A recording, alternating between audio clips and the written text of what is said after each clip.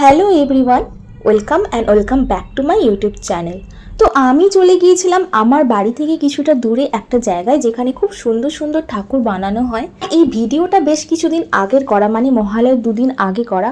তো আমার ভিডিওটা আপলোড করতে একটু দেরি হয়ে গেল। তো যাই হোক, তো এখানে আমি প্রতি বছরই যাই ঠাকুর দেখতে, কারণ এখানে ঠাকুরগুলো জাস্ট দেখার মতো হয়। এখান থেকে অনেক দূর দূরান্তে ঠাকুর যায়। আমি যেদিন গিয়েছিলাম সেদিন অনেক ঠাকুরই বেরিয়ে গিয়েছিল, মানে আমি গিয়েছিলাম মহালয়ার দুদিন আগে, সেদিন দেখেছিলাম অনেক ঠাকুরই প্রায় বেরিয়ে গিয়েছিল। তাও কিছু কিছু ঠাকুর ছিল, সেগুলোই আমি তোমাদের সাথে শেয়ার করলাম।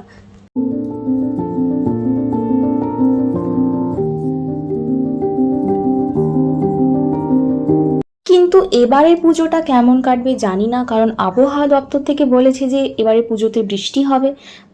বলতে গেলে প্রায় প্রতি বছর পুজোতেই বৃষ্টি হয়, কিন্তু এবারের পুজোতে নাকি 5 দিনই বৃষ্টি হবে, এরকমই বলেছে। তো দেখা যাক কি হয়। আমি তো ঠাকুরের কাছে খুব প্রে করছি যাতে বৃষ্টি না হয়। তোমরাও একটু প্রে করো যাতে বৃষ্টি না হয়, কারণ বাঙালির কাছে দুর্গাপুজোই ইমোশন। তো দুর্গাপুজোতে যদি বৃষ্টি হয় তাহলে আর কি বলার আছে বলো তো।